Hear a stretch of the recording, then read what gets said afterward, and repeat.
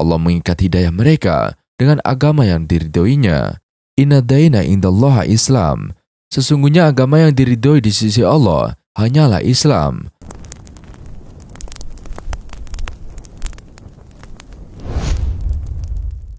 Assalamualaikum warahmatullahi wabarakatuh.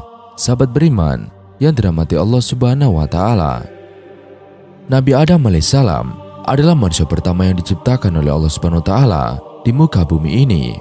Hal ini sebagaimana dijelaskan dalam hadis Rasulullah Sallallahu Alaihi Wasallam yang artinya, wahai sekalian umat manusia, ketahuilah sesungguhnya Tuhanmu satu atau esa, nenek moyangmu juga satu. Kamu semua berasal dari Adam, sedangkan Adam berasal dari tanah.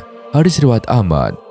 Karena Nabi Adam alaihissalam merupakan manusia pertama, sebagian umat muslim yang mempertanyakan agama Nabi Adam. Pasalnya, agama Islam baru muncul pertama kali pada masa kekhilafahan Nabi Muhammad SAW.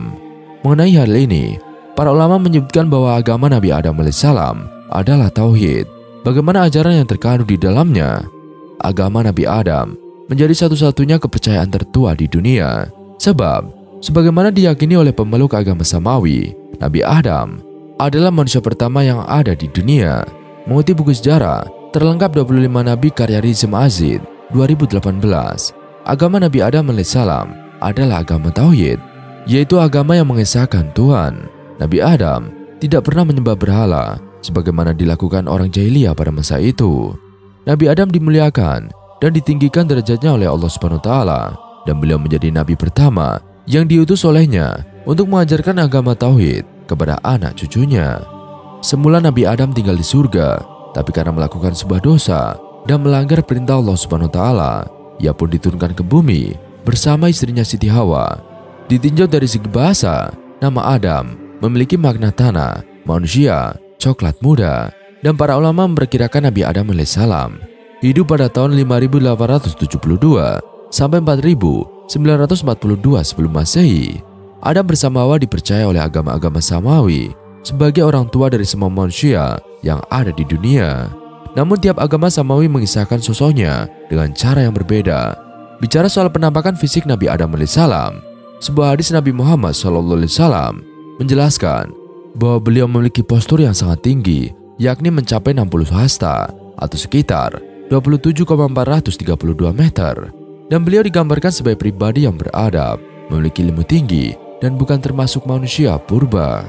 Nabi Adam adalah makhluk yang sangat cerdas dan dimuliakan oleh Allah, yang memiliki kelebihan yang sempurna dibandingkan dengan makhluk yang lain.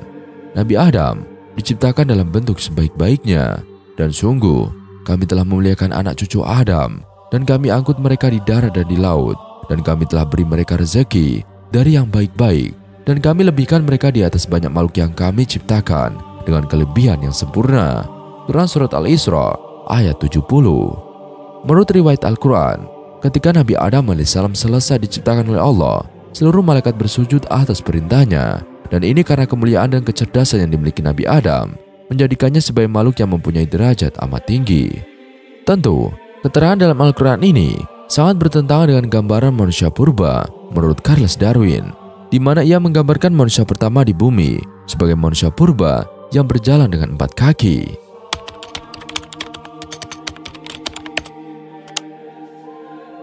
Al-Quran atau Sunnah tidak menjabarkan secara spesifik posisi Nabi Adam alaihissalam sebagai manusia pertama di antara para manusia purba. Tetapi Al-Quran juga tidak menegaskan bahwa tidak ada makhluk lain sebelum atau selain Nabi Adam alaihissalam saat beliau pertama kali diturunkan ke dunia.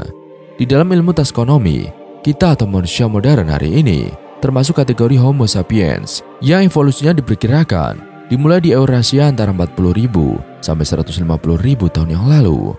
Di luar spesies sapiens, ada spesies Homo atau manusia lain, Homo Neanderthal, Homo erectus, Homo rudolfensis, dan lain-lain, yang diperkirakan awal evolusinya sudah lebih dulu dari sapiens, kemudian terpinggirkan dan punah setelah datangnya sapiens.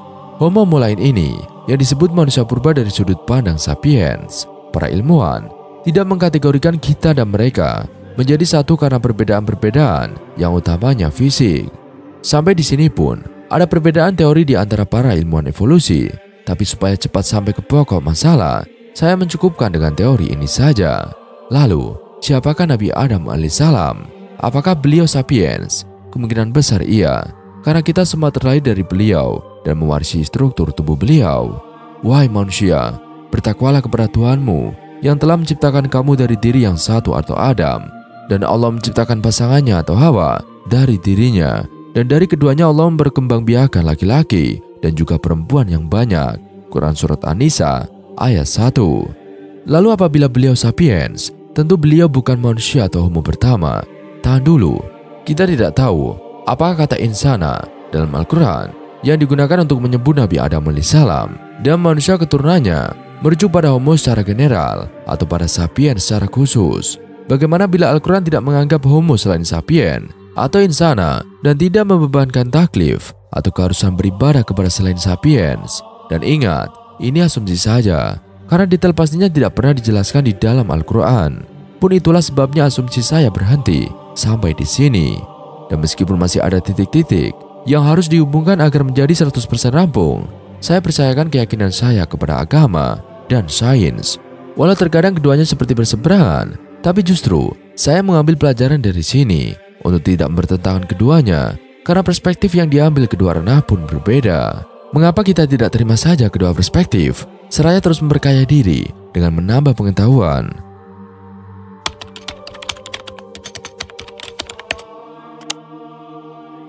Pertanyaan tentang asal-usul agama kerap mengemuka di banyak kesempatan.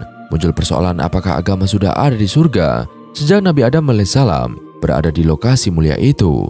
Pendiri Pusat Studi Al-Quran atau PSG Jakarta, Profesor Quraisyab, menjawab permasalahan tersebut. Menurut pakar tafsir Al-Quran ini, tidak ada agama di surga ataupun pengenaan kewajiban untuk menjalankan suatu amal atau taklif. Profesor Quraish mengatakan, jauh sebelum Nabi Adam diciptakan, Allah Subhanahu wa Ta'ala sudah menetapkan bahwa Nabi Adam akan diturunkan ke bumi atau menjadi khalifah fil ard. Hal ini sekaligus membantah pernyataan Nabi Adam terusir dari surga, sebab turunnya Nabi Adam ke bumi sudah ditentukan jauh sebelum diciptakan. Allah Subhanahu wa Ta'ala menciptakan Adam, tapi dia suruh dulu tinggal di surga supaya dia lihat dulu bagaimana itu surga. Dia sudah kenal Tuhan, dia kan sudah disuruh jangan dekati ini, disuruh kamu tinggal di surga dan lihat di surga dia bahagia, banyak makanan, minuman, pakaian. Tapi di surga juga Allah Subhanahu wa Ta'ala mengingatkan Adam, hai Adam, itu musuhmu Syaiton. Di surga itu kan diingatkan, kata Profesor Quraish. Dikutip dari akun resminya, sebagaimana dinukilkan dari dokumentasi harian Republika. Dan keterangan tersebut dapat ditemukan dalam Al-Quran, Surat Toha, ayat 117-119. Maka kami berkata, hai Adam, sesungguhnya ini atau iblis adalah musuh bagimu dan bagi istrimu. Maka sekali-kali janganlah sampai ia mengeluarkan kamu berdua dari surga, yang menyebabkan kamu menjadi celaka. Sesungguhnya kamu tidak akan kelaparan di dalamnya dan tidak akan telanjang. Dan sesungguhnya kamu tidak akan merasa dahaga dan tidak pula akan ditimpa panas matahari di dalamnya.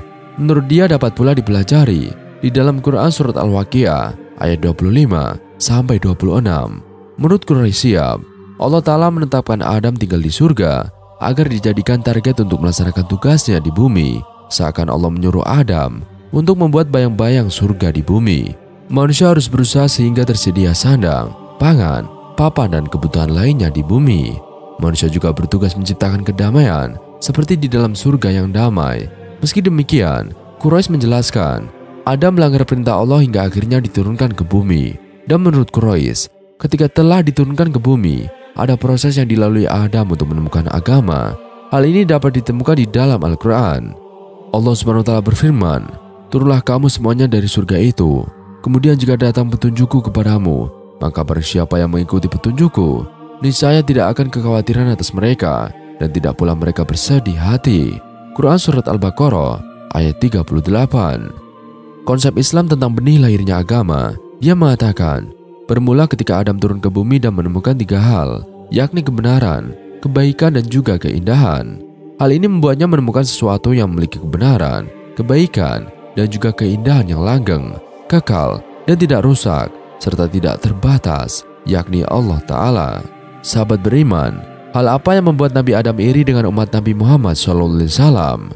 Umat Nabi Muhammad diberikan banyak keistimewaan oleh Allah dibandingkan dengan umat-umat lainnya. Derajat keistimewaan umat Nabi Muhammad SAW ini tidak lain merupakan pancaran kemuliaan Nur Rasulullah yang melebihi nabi-nabi dan rasul-rasul terdahulu.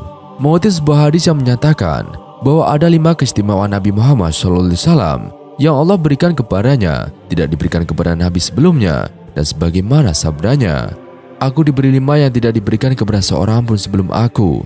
Yang pertama, aku ditolong dengan rasa takut atau di hati musuhku selama 1 bulan. 2. Bumi dijadikan sebagai tempat sholat dan suci bagiku. Siapa saja dari umatku yang sampai waktu sholat padanya, maka hendaklah ia melaksanakan sholat. 3. Dihalalkan harta rampasan perang bagiku, tidak dihalalkan bagi seorang pun sebelumku. 4. Aku diberi syafaat. 5. Seorang nabi diutus untuk kaumnya saja, aku diutus untuk seluruh manusia." Hadis riwayat Imam Al-Bukhari dan Muslim. Maka bersyukurlah menjadi umat Nabi Muhammad SAW. Karena keistimewaan di sisi Allah, banyak nabi dan rasul mengidolakan umat seperti umat Rasulullah SAW atau Nabi Muhammad SAW. Bahkan sampai ada salah satu nabi yang merasa iri dengan keistimewaan yang diberikan oleh umat Rasulullah. Dan siapakah nabi itu?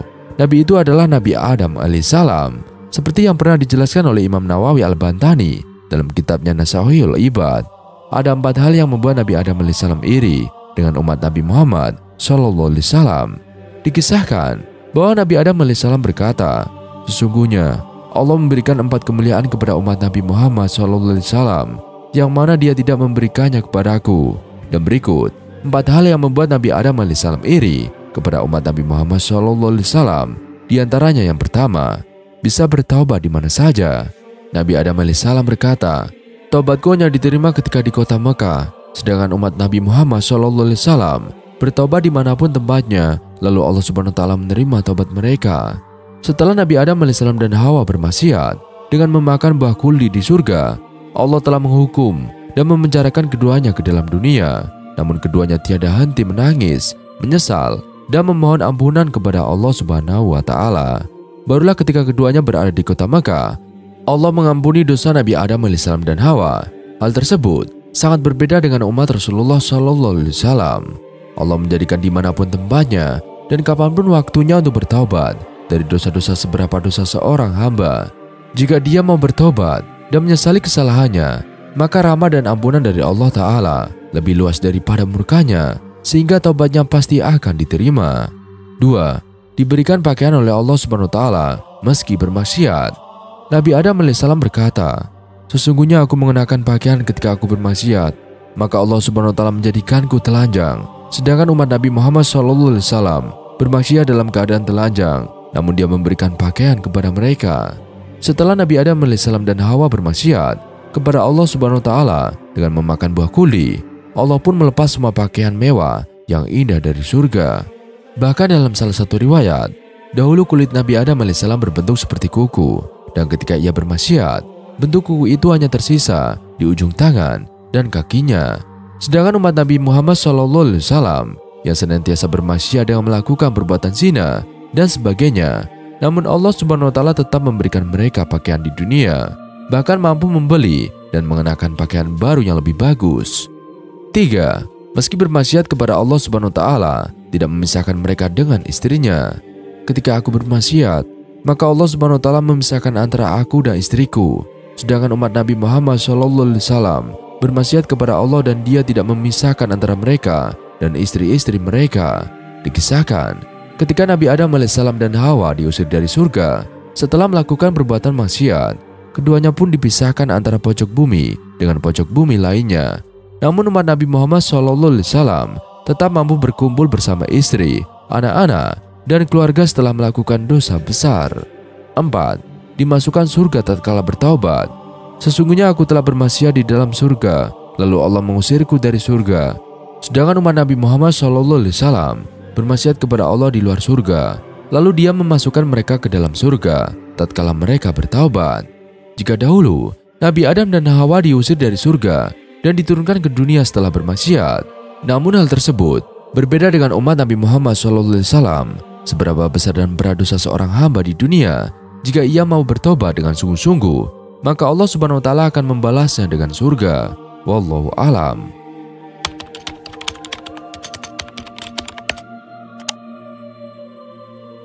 Alhamdulillah, segala puji milik Allah, Rabb semesta alam. Shalawat dan salam atas Rasulullah SAW, keluarga, dan para sahabatnya. Allah telah menciptakan jin dan manusia untuk beribadah kepadanya. Dan aku tidak menciptakan jin dan manusia, melainkan supaya mereka menyembahku. Quran Surat Az-Zariyat ayat 56. Karenanya, manusia wajib menyerah dan tunduk kepada Allah dengan melaksanakan agamanya. Kebahagiaan mereka di dunia dan akhirat ditentukan pada ketundukan ini. Allah memerintahkan makhluknya untuk tunduk dan patuh kepada agamanya. Allah mengikat hidayah mereka dengan agama yang diridhoinya. Inna daina indallaha Islam. Sesungguhnya agama yang diridhoi di sisi Allah hanyalah Islam. Quran Surat Ali Imran ayat 19. Dan katakanlah kepada orang-orang yang telah diberi Alkitab dan kepada orang-orang yang ummi, apakah kamu mau masuk Islam? Jika mereka masuk Islam, sesungguhnya mereka telah mendapat petunjuk. Quran Surat Ali Imran ayat 20. Allah menghukumi setiap orang yang memeluk agama selain agama yang Dia turunkan sebagai orang-orang yang merugi. Barang siapa yang mencari agama selain agama Islam, maka sekali-kali tidaklah akan diterima agama itu daripadanya, dan dia di akhirat termasuk orang-orang yang rugi. Quran Surat Ali Imran ayat 85. Agama Allah ini adalah agama Islam. Inilah agama yang dibawa oleh para rasul. Seluruhnya beragama Islam. Semuanya menyeru umat manusia untuk memeluknya dan mengamalkan ajarannya. Para rasul Allah bersepakat dalam masalah pokok bahwa tidak ada Tuhan yang berhak diibadahi kecuali Allah, dan semua rasul mengajak untuk beribadah kepada Allah semata. Hanya saja, para rasul berbeda dalam masalah syariat atau tata cara ibadah. Wajib bagi suatu umat di satu masa untuk mengikuti rasul yang diutus kepadanya di masa itu. Bersamaan dengan itu, mereka tetap wajib mengimani dan mencintai para nabi dan rasul selainnya secara global, meyakini bahwa mereka semuanya adalah hamba pilihan Allah yang dimuliakan dengan risalah dan tidak membeda-bedakan di antara mereka. Maksudnya, tidak mengimani sebagian mereka lalu mengingkari sebagian yang lain. Allah menyifati para nabi dan pengikutnya yang komitmen kepada agamanya sebagai pemeluk Islam. Dia mengabarkan bahwa Nabi Ibrahim alaihissalam seorang muslim. Ketika Tuhan berfirman kepadanya, "Tunduk, patuhlah." Ibrahim menjawab, "Aku tunduk, patuh kepada Tuhan semesta alam." Quran Surat Al-Baqarah ayat 131. Juga mengabarkan bahwa khalilnya ini dan Yakub berwasiat kepada putra agar teguh di atas Islam sampai mati. Dan Ibrahim telah mewasiatkan ucapan itu kepada anak-anaknya. Demikian pula Yakub. Dan Ibrahim berkata, "Hai anak-anakku, sesungguhnya Allah telah memilih agama ini bagimu, maka janganlah kamu mati kecuali dalam memeluk agama Islam." Quran Surat Al-Baqarah ayat 131 sampai 132. Allah juga mengabarkan bahwa anak turun Nabi Yakub menyatakan diri mereka sebagai muslimin. Adakah kamu hadir ketika Yakub kedatangan tanda-tanda maut? Ketika ia berkata kepada anak-anaknya, "Apa yang kamu sembah sepeninggalku?" Mereka menjawab, "Kami akan menyembah Tuhanmu dan Tuhan nenek moyangmu, Ibrahim, Ismail, dan Ishak, yaitu Tuhan yang Maha Esa, dan kami hanya tunduk patuh kepadanya." Quran Surat Al-Baqarah ayat 133. Allah juga kabarkan tentang doa Ibrahim dan Ismail yang meminta kepada Allah agar dijadikan dua orang muslim. Bismillahirrahmanirrahim. Rabbana waj'alna musliman laka wa min dzurriyyatina ummatan musliman laka. Ya Tuhan kami, jadikanlah kami berdua orang yang berislam, tunduk patuh kepada Engkau, dan jadikanlah di antara anak cucu kami umat yang berislam kepada Engkau. Quran Surat Al-Baqarah ayat 128. Allah juga sifati Nabi Ibrahim sebagai muslim, bukan sebagai Yahudi dan Nasrani. Ibrahim bukan seorang Yahudi dan bukan pula seorang Nasrani, akan tetapi dia adalah seorang yang lurus lagi berserah diri kepada Allah, dan sekali-kali bukanlah dia termasuk golongan orang-orang yang musyrik. Quran Surat Ali Imran ayat 67. Allah telah kabarkan doa mantan tukang sihir Fir'aun kepada Allah agar diwafatkan sebagai orang Islam. Dan doa ini dipanjatkan setelah masuk Islam dan beriman kepada Allah dan Rasul-Nya. Rabbana afrika alaina sobron wa tawaffana muslimin. Ya Tuhan kami, limpahkanlah kesabaran kepada kami dan wafatkanlah kami dalam keadaan berserah diri kepadamu. Quran Surat Al-A'raf ayat 126. Allah telah kabarkan tentang Nabi Nuh alaihissalam yang menyatakan bahwa dia hanya diperintahkan untuk menjadi bagian orang-orang yang beragama Islam. Jika kamu berpaling dari peringatanku, aku tidak meminta upah sedikit pun daripadamu. Upahku tidak lain hanyalah dari Allah belaka, dan aku disuruh supaya aku termasuk golongan orang-orang yang berserah diri kepadanya. Quran Surat Yunus ayat 72. Saat Nabi Musa alaihissalam berkata kepada Bani Israel agar bertawakal kepada Allah jika mereka sebagai orang beragama Islam. Wa qala Musa, ya qaumi in kuntum amantum billahi fa'alaihi tawakkaltu in kuntum muslimin. Berkata Musa, hai kaumku, jika kamu beriman kepada Allah, maka bertakwalah kepadanya saja. Jika kamu benar-benar orang Islam, berserah diri. Quran Surat Yunus ayat 84. Allah telah kabarkan tentang Nabi Sulaiman alaihissalam saat berkirim surat ke penduduk Sabah agar mereka masuk Islam. Sesungguhnya surat itu dari Sulaiman, dan sesungguhnya isinya dengan menyebut nama Allah yang Maha Pemurah lagi Maha Penyayang, bahwa janganlah kamu sekalian berlaku sombong terhadapku, dan datanglah kepadaku sebagai orang-orang yang berserah diri. Quran Surat An-Nahl ayat 30-31. Allah telah kabarkan tentang pemilik rumah kaum Nabi Lut alaihissalam sebagai orang Islam. Fama wajadna fiha ghaira baiti minal muslimin. Dan kami tidak mendapati di negeri itu kecuali sebuah rumah dari orang-orang yang berislam atau berserah diri. Quran Surat Al-Zariyat ayat 36. Kaum Hawariyun, pengikut setia Nabi Isa alaihissalam, mempersaksikan keislaman mereka. Maka tatkala Isa mengetahui keingkaran mereka atau Bani Israel, berkatalah dia, siapakah yang akan menjadi penolong-penolongku untuk menegakkan agama Allah? Para Hawariyun sahabat-sahabat setia menjawab, kamilah penolong-penolong agama Allah. Kami beriman kepada Allah dan saksikanlah bahwa sesungguhnya kami adalah orang-orang yang berserah diri. Quran Surat Ali Imran ayat 52. Makna Islam secara umum adalah beristislam atau tunduk dan patuh kepada Allah dan beribadah hanya kepadanya semata mengesahkannya.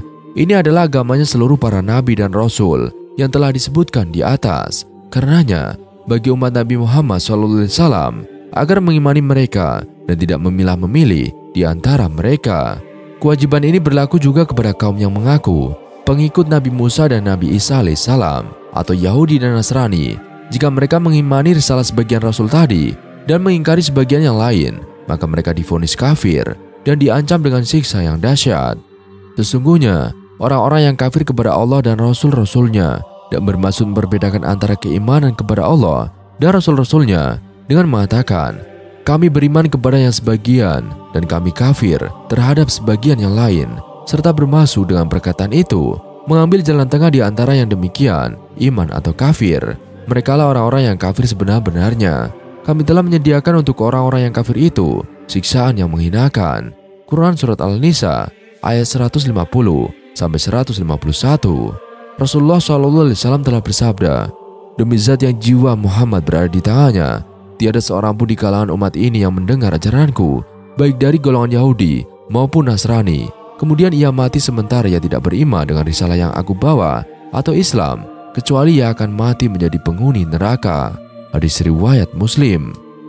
Sahabat beriman yang dirahmati Allah Subhanahu wa Ta'ala, sesungguhnya nikmat Allah Azza wa Jalla sangat banyak tak terhingga, sebagaimana firman-Nya, dan jika kamu menghitung nikmat Allah, tidaklah dapat kamu menghinggakannya. Quran Surat Ibrahim ayat 34. Dan nikmat Allah Azza wa Jalla yang paling utama di paling istimewa yang Dia berikan untuk hamba-hambanya adalah nikmat iman. Dan inilah nikmat yang paling agung yang Dia berikan kepada siapa yang Dia kehendaki. Allah Azza wa Jalla berfirman, tetapi Allah menjadikan kamu cinta kepada keimanan dan menjadikan keimanan itu indah di dalam hatimu, serta menjadikan kamu benci kepada kekafiran, kefasikan, dan juga kedurhakaan. Mereka itulah orang-orang yang mengikuti jalan yang lurus sebagai karunia dan nikmat dari Allah. Dan Allah Maha mengetahui lagi Maha bijaksana. Quran Surat Al-Hujurat ayat 7-8. Ibadahlah, dengan demikian akan didapatkan kebahagiaan di dunia dan akhirat. Dengan keimanan akan digapai ketenangan, syahdu, dan juga kemantapan hati dan jiwa. Dengan keimanan juga diperoleh kenikmatan kehidupan di dunia dan juga di akhirat. Allah Ta'ala berfirman, barang siapa yang mengerjakan amal soleh, baik laki-laki maupun perempuan, dalam keadaan beriman, maka sesungguhnya akan kami berikan kepadanya kehidupan yang baik, dan sesungguhnya akan kami beri balasan kepada mereka dengan pahala yang lebih baik dari apa yang telah mereka kerjakan. Quran Surat An-Nahl ayat 97. Dengan keimanan, surga dan kenikmatan serta anugerah yang begitu banyak di dalamnya dapat diraih. Dengan keimanan akan diperoleh keselamatan dari neraka dan dari azab yang pedih di dalamnya. Dengan keimanan, seorang mukmin akan berjumpa dengan memandang wajah Allah Subhanahu wa Ta'ala, Rabb yang Maha Mulia. Dan ini adalah kenikmatan terbesar yang diperoleh oleh ahlul iman. Allah Ta'ala berfirman, wajah-wajah orang-orang mukmin pada hari itu berseri-seri, kepada Tuhannya lah mereka melihat. Quran Surat Al-Qiyamah ayat 22 sampai 23. Rasulullah SAW bersabda yang ditujukan kepada ahlul iman, sesungguhnya kalian akan melihat Rabb kalian sebagaimana kalian melihat bulan purnama ini. Kalian tidak berdesak-desakan dalam memandangnya. Nikmat keimanan dan buah darinya tidak terhitung dan tidak terbilang. Bahkan setiap kenikmatan yang kita peroleh, baik di dunia maupun di akhirat, merupakan buah dari keimanan kita. Demikian juga setiap kali kita terhindar dari kejelekan dan musibah baik di dunia maupun di akhirat, itu juga merupakan buah dari keimanan. Wajib bagi seorang mukmin yang Allah anugerahkan keimanan dan hidayah dengan agama ini untuk menjadi orang yang paling kuat berpegang teguh dengan keimanan, menjaga dan memperhatikannya, serta memohon kepada Allah Azza wa Jalla agar terus memantapkan keimanannya hingga kematian menjemputnya. Allah Ta'ala berfirman, Allah meneguhkan iman orang-orang yang beriman dengan ucapan yang teguh di dalam kehidupan di dunia dan di akhirat. Dan Allah menyesatkan orang-orang yang zalim dan memperbuat apa yang Dia kehendaki. Quran Surat Ibrahim ayat 27. Penjelasan tentang keimanan ini terdapat dalam kitabullah dan sunnah Rasulullah SAW. Barang siapa yang ingin mempelajarinya, maka hendaklah ia menelaah kitabullah dan hadis-hadis Rasulullah SAW. Dari bimbingan cahaya keduanya lah iman itu diketahui. Allah Azza wa Jalla berfirman kepada Rasulnya, dan demikianlah kami wahyukan kepadamu wahyu Al-Quran dengan perintah kami. Sebelumnya kamu tidaklah mengetahui apakah Alkitab atau Al-Quran, dan tidak pula mengetahui apakah iman itu. Tetapi kami menjadikan Al-Quran itu cahaya yang kami tunjuki dengan dua siapa yang kami kehendaki di antara hamba-hamba kami. Dan sesungguhnya kamu benar-benar memberi petunjuk kepada jalan yang lurus. Quran Surat Asy-Syura ayat 52. Dengan bimbingan Alkitab dan As-Sunnah, seorang mukmin akan mengetahui tentang hakikat iman, betapa kita sangat membutuhkan untuk mengkaji tentang keimanan, membahas poin-poin dan keadaan iman berdasarkan bimbingan kitabullah dan hadis-hadis Rasulullah SAW. Sekian video kali ini, kurang lebihnya kami mohon dimaafkan. Yang benar, datanya dari Allah Subhanahu wa Ta'ala. Bila keliru, datanya dari saya pribadi. Wassalamualaikum warahmatullahi wabarakatuh.